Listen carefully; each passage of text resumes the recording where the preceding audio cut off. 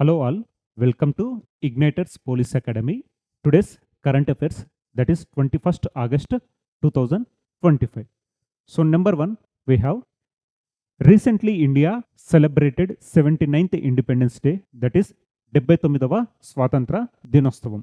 So here is a iconic building tower, దాన్ని ఏమంటున్నామంటే Seattle space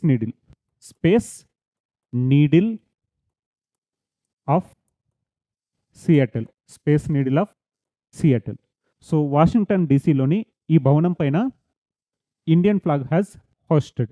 so a historic moment, Tiranga hosted on Seattle's iconic space needle for the first time ever. So for the first time Seattle space needle పైన జాతీయ తిరంగాను flag host చేయడం జరిగింది. So a historic moment, Tiranga hosted on Seattle's iconic space needle for the first time ever. So in a landmark and historic first in Seattle, the flag of India was raised on the top of the space needle in honor of the India's 79th Independence Day celebrations. So 79th Independence Day celebrations in commemorative of the event, Seattle లోని iconic space needle పైన భారతీయ జెండా ఎగరడం జరిగింది. So సియాటెల్లోని space నీడిల్పై భారత జెండాను ఎగరవేశారు. ఇది చారిత్రాత్మక సంఘటన. సో ఎందుకంటే ఇది మొదటిసారిగా ఒక విదేశీ దేశం యొక్క జాతీయ జెండాను ఆ మైలురాయి భవనంపై ఎగరవేయడం జరిగింది. సో ఆగస్టు 15 భారతదేశపు 79వ స్వాతంత్ర దినోత్సవం సందర్భంగా ఈ కార్యక్రమం జరిగింది. ఇది చారిత్రాత్మక సంఘటన గురించి ముఖ్య విషయాలు ఏంటంటే, స్పేస్ సియాటెల్ వాషింగ్టన్ డీసీలో ఉంది. ఇది 605 అడుగుల ఎత్తులో ఉన్న ఒక ఐకానిక్ నిర్మాణం. సో 79వ స్వాతంత్ర దినోత్సవం సందర్భంగా సియాటెల్లోని స్పేస్ నీడిల్ పైన జాతీయ జెండా ఎగరడం చూసాం. So next, second, magnitude 6 earthquake strikes Indonesia island of Sulawesi. So రీసెంట్గా న్యూస్లో ఉన్న ఎర్త్క్వేక్స్ కానీ, వాల్కనోస్ కానీ, సునామీ ఇలాంటివి మనకి ఎగ్జామినేషన్ పాయింట్ ఆఫ్లో చాలా ఇంపార్టెన్స్. సో అగ్ని పర్వతాలు,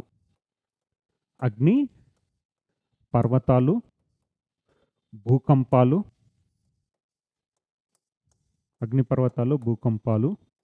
సునామీ రిలేటెడ్ ఇలాంటివన్నీ ఎగ్జామినేషన్ పాయింట్ ఆఫ్లో మనకు చాలా ఇంపార్టెంట్. సో ప్రీవియస్ క్లాసెస్లో కంచట్కాలో వచ్చిన భూకంపం గురించి డిస్కస్ చేసాం, రష్యాకు సంబంధించింది. సో ఇప్పుడు వచ్చేసి మనకి ఏంటి అంటే, magnitude 6 earthquake strikes Indonesian island of Sulawesi. So Sulawesi island పైన మనకు వచ్చింది ఏంటంటే ఎర్త్క్వేక్. సులవేసి ఐలాండ్స్ ఇండోనేషియాకు సంబంధించిన ఒక ఐలాండ్. అక్కడ రీసెంట్గా 6 మ్యాగ్నిట్యూడ్ తోటి మనకి ఎర్త్క్వేక్ రావడం జరిగింది. సో మ్యాగ్నిట్యూడ్ని మనం ఏ స్కేల్ పైన కొలుస్తాం? Richter scale. రిక్టర్ స్కేల్ పైన మనం ఈ మ్యాగ్నిట్యూడ్ని కొలవడం జరుగుతుంది. అందులో భాగంగా మ్యాగ్నిట్యూడ్ వచ్చేసి 6 ఉండడం జరిగింది. సో సులవేసి ఐలాండ్ ఎక్కడికి సంబంధించింది? ఇండోనేషియాకు సంబంధించింది. రీసెంట్గా witnessed earthquake in Sulawesi islands of Indonesia. So next, Mumbai is home to the India's first privately funded mathematics research institute. So next topic వచ్చేసి ఏంటంటే, first private mathematics institute in India, research institute in India. So first private mathematics research institute in India ఎక్కడ? Mumbai is home to India's first privately funded mathematics research institute, the Lodha mathematical science institute. ఏమంటున్నాం? LMSI, the Lodha mathematical sciences institute. It was inaugurated on August 17th and aims to foster collaboration and innovation in the field of mathematics. So ఇక్కడ వచ్చేసి ఏంటంటే, private funded mathematics research institute. So India's first private funded mathematics research institute ఎక్కడ? మనకు Mumbai. So ఇక్కడ ఏంటి? Research and development with respect to the mathematics. Institute పేరేమంటున్నాం మనం? Lodha mathematical science institute. So భారతదేశంలో మొట్టమొదటి ప్రైవేట్ నిధులతో నడిచే గణిత పరిశోధన సంస్థ లోతా గణిత శాస్త్రాల సంస్థ ముంబైలోని ప్రారంభించబడింది. ఇది ఆగస్టు 17న ప్రారంభించబడింది మరియు గణిత రంగంలో సహకారం మరియు ఆవిష్కరణలను పెంపొందించడం లక్ష్యంగా పెట్టుకుంది. ఈ సంస్థకు లోతా ఫౌండేషన్ నుండి గణనీయమైన నిధులు సమకూరుతున్నాయి మరియు ప్రఖ్యాత గణిత శాస్త్రజ్ఞుడు డాక్టర్ వి కుమార్ మూర్తి దీనికి నాయకత్వం వహిస్తాడు. సో సింపుల్గా ఇండియాకు సంబంధించిన first private funded mathematics research institute ఎక్కడ అంటే ముంబై. సో ఇది ఎవరు నాయకత్వం వహిస్తున్నారు? Doctor V Kumar Murthy. భారతదేశంలో మొట్టమొదటి ప్రైవేట్ నిధులతో నడిచే గణిత పరిశోధన సంస్థ ఎక్కడ? Mumbai. So next we have top 10 countries with the most solar power plants installed. So అత్యధిక సౌర విద్యుత్ ప్లాంట్ వ్యవస్థాపించబడిన టాప్ 10 దేశాలు. సో ఆ టాప్ 10 దేశాలు ఏంటో చూద్దాం. సో ఇక్కడ వచ్చేసి మనకి ఏంటి? సోలార్ పవర్ ఎగ్జామినేషన్లో మనకు చాలా ఇంపార్టెంట్ ర్యాంకింగ్స్ బేస్లో. అందులో installed solar power plants rankings చూద్దాం. So number 1 we have China, number 2 USA, number 3 India, number 4 Japan, number 5 we have Germany, number 6 Brazil, number 7 Spain, number 8 Australia, number 9 Italy and number 10 South Korea. So ఇలాంటి rankings వచ్చినప్పుడు మనకు top 5 countries అనేవి important. అందులో భాగంగా India ranking ఏంటి అంటే first rank వచ్చేసి China, second rank వచ్చేసి USA, థర్డ్ ర్యాంక్ వచ్చేసి ఇండియా, ఫోర్త్ ర్యాంక్ వచ్చేసి జపాన్, ఫిఫ్త్ ర్యాంక్ వచ్చేసి జర్మనీ. సో ఇండియా ర్యాంక్ మనకి ఇంపార్టెంట్, ర్యాంక్ వచ్చేసి 3. So top 10 countries with the most solar power plants installed ఎక్కడ? Number 1 we have China, number 2 USA, number 3 India and number 4 Japan. So next topic వచ్చేసి Kaziranga tiger reserve records third highest tiger density. అస్సాంలోని కజిరంగా భారతదేశంలో 3వ అత్యధిక పులుల సాంద్రతను నమోదు చేయడం జరిగింది. సో పులుల సాంద్రత అంటే ఏంటి, టైగర్ డెన్సిటీ అనేది చూద్దాం. So Kaziranga tiger reserve in Assam has emerged as the tiger reserve with third highest tiger density in India. Kaziranga's tiger density stands at 18.65 tigers per 100 square kilometers. So number of tigers per 100 square kilometers ni మనం ఏమంటున్నాం? Tiger density అంటున్నాం. So this ranks behind. First ప్లేస్లో ఉన్నది ఏంటి? కర్ణాటకకు సంబంధించిన Bandipur tiger reserve ఉంది. కర్ణాటకకు సంబంధించిన బందీపూర్ టైగర్ రిజర్వ్ వచ్చేసి మొదటి స్థానంలో ఉంది. రెండో స్థానంలో ఉన్నదేంటి? ఉత్తరాఖండ్కి సంబంధించిన కార్బెట్ నేషనల్ పార్క్. రెండో స్థానంలో ఉన్నదేంటి? ఉత్తరాఖండ్కి సంబంధించిన Corbett national park. So Bandipur tiger reserve density ఎంత? 19.83. తర్వాత Corbett national park tiger density ఎంత? 19.56. అదే కజిరంగా టైగర్ డెన్సిటీ ఎంత అంటే 18.65. సో పులుల స్థితిపై 2024 నివేదిక ప్రకారం కజిరంగా టైగర్ రిజర్వ్లో 100 చదరపు కిలోమీటర్కు 18.65 పులుల సాంద్రత ఉంది. సో పులుల సాంద్రత. So number of tigers per 100 square కిలోమీటర్స్ని మనం ఏమంటున్నాం? డెన్సిటీ ఆఫ్ టైగర్స్ అంటున్నాం. సో ప్రతి 100 చదరపు కిలోమీటర్కు ఎన్ని పులులు ఉన్నాయి అనేదే మనకు పులుల సాంద్రత. మొదటి స్థానంలో ఉన్నది బందీపూర్ టైగర్ రిజర్వ్, రెండో స్థానంలో ఉన్నది కార్బెట్ నేషనల్ పార్క్, మూడో స్థానంలో ఉన్నది కజిరంగా టైగర్ రిజర్వ్ అస్సాం.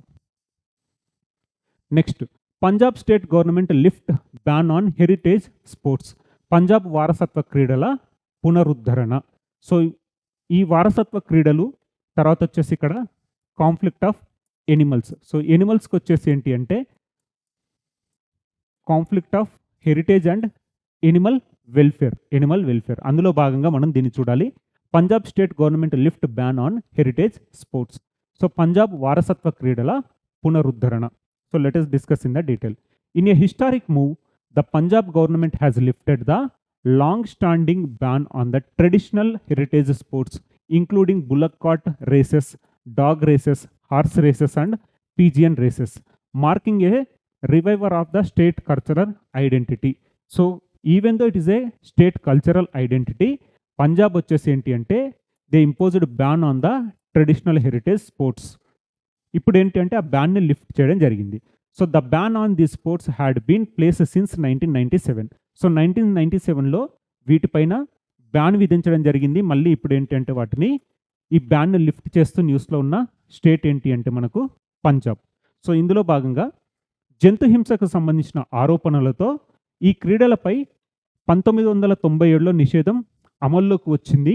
అయితే రాష్ట్ర ప్రభుత్వం ప్రవేశపెట్టిన కొత్త చట్టం ప్రకారం ఈ కార్యక్రమాలు ఇప్పుడు పంజాబ్ అంతటా జంతువులపై హింస లేకుండా నిర్వహించబడతాయి.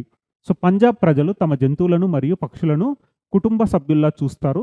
ఈ ఆటల సమయంలో పాల్గొనేవారు గౌరవం మరియు కరుణను కాపాడుకోవాలి, ఎద్దులను కఠినంగా లేకుండా మాత్రమే నడిపించాలి అని చెప్పేసి పేర్కొనడం చూసాం. సో ఇప్పుడు ఏంటి అంటే ఇక్కడ ఎనిమల్ వెల్ఫేర్తో పాటు ఈ హెరిటేజ్ స్పోర్ట్స్ని రీఇంట్రడ్యూస్ చేసింది ఎవరు అంటే పంజాబ్ రాష్ట్రం. సో జంతు హింసకు సంబంధించిన ఆరోపణలతో ఒకప్పుడు వీటిపైన నిషేధం విధించబడింది. ఇప్పుడు మళ్ళీ క్రీడల పునరుద్ధరణ జరిగింది. ఎక్కడ అంటే Punjab. So next Andhra Pradesh government MOU with Mastercard. So master card తోటి ఆంధ్రప్రదేశ్ గవర్నమెంట్ ఎంఓయు అదేంటో చూద్దాం. In a significant move to enhance Andhra Pradesh global tourism appeal, the Andhra Pradesh Tourism Development Corporation has partnered with MasterCard, a leading global payments company. The collaboration formalized through a memorandum of understanding aims to promote the state's rich cultural heritage, natural landscape and modern hospitality sector among international travelers. So సింపుల్గా ఏంటి అంటే ఆంధ్రప్రదేశ్ వాళ్ళ టూరిజాన్ని develop చేయడం కోసం, enhance చేయడం కోసం master card తోటి ఒప్పందాన్ని కుదుర్చుకోవడం జరిగింది. సో ఇక్కడ ఆంధ్రప్రదేశ్ యొక్క ప్రపంచ పర్యాటక ఆకర్షణను పెంపొందించడానికి ఒక ముఖ్యమైన చర్యలో ఆంధ్రప్రదేశ్ పర్యాటక అభివృద్ధి సంస్థ ప్రముఖ ప్రపంచ చెల్లింపుల సంస్థ అయిన మాస్టర్ కార్డుతో భాగస్వామ్యం కుదుర్చుకుంది. ఈ ఎంఓయు ద్వారా అధికారీకరించబడిన ఈ సహకారం అంతర్జాతీయ ప్రయాణికులతో రాష్ట్రం గొప్ప సాంస్కృతిక వారసత్వం, సహజ ప్రకృతి దృశ్యాలు మరియు ఆధునిక ఆతిథ్య రంగాన్ని ప్రోత్సహించడం లక్ష్యంగా పెట్టుకుంది. సో సింపుల్గా ఏంటి అంటే Andhra Pradesh government MOU with Mastercard to develop the టూరిజంని డెవలప్మెంట్ చేయడం కోసం Andhra Pradesh MOU with Mastercard. So next topic వచ్చేసి PM 2.5. సో తెలంగాణకు సంబంధించిన పొల్యూషన్ పర్టికులేట్ మ్యాటర్ 2.5 ఉంటుంది. చాలా సూక్ష్మమైన ధూళికణాలు. So Kothur, Ramagundam and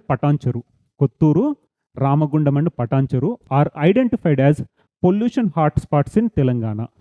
so pollution hotspots in Telangana ఏ 3 ప్రాంతాలు అంటే కొత్తూరు, రామగుండం అండ్ పటాన్చెరు. ఇక్కడ పొల్యూషన్ దట్ ఈస్ PM 2.5 ఎక్కువగా ఉంది అని చెప్పేసి నివేదికలు రావడం జరిగింది.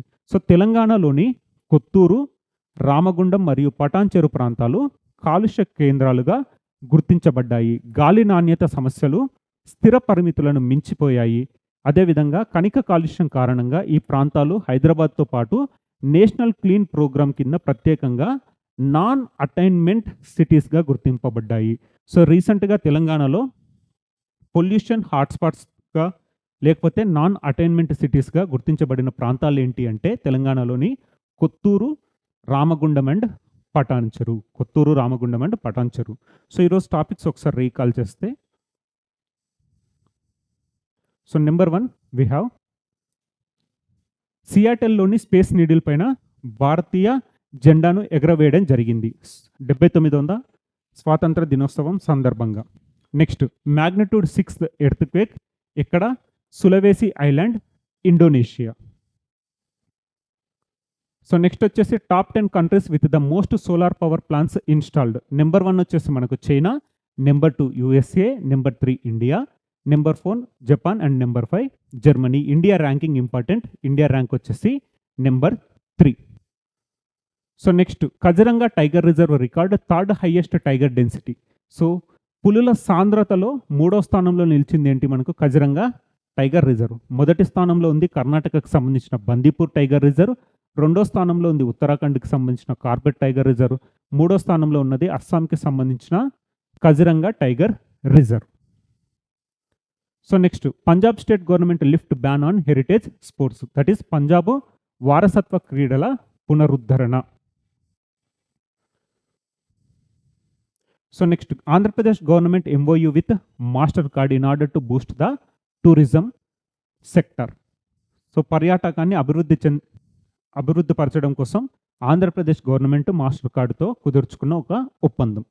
సో తెలంగాణలో పొల్యూషన్ హాట్స్పాట్స్గా గుర్తింపబడిన కొత్తూరు, రామగుండం మరియు పటాన్చెరు ప్రాంతాలు, వీటిని మనం ఏమంటున్నాం, నేషనల్ క్లీన్ ఎనర్జీ ప్రోగ్రామ్ కింద ప్రత్యేకంగా నాన్ అటైన్మెంట్ సిటీస్గా వీటిని గుర్తించడం జరిగింది. సో ఇవ్వండి ఈరోజు న్యూస్లో ఉన్న important topics. We will meet again. Thank you.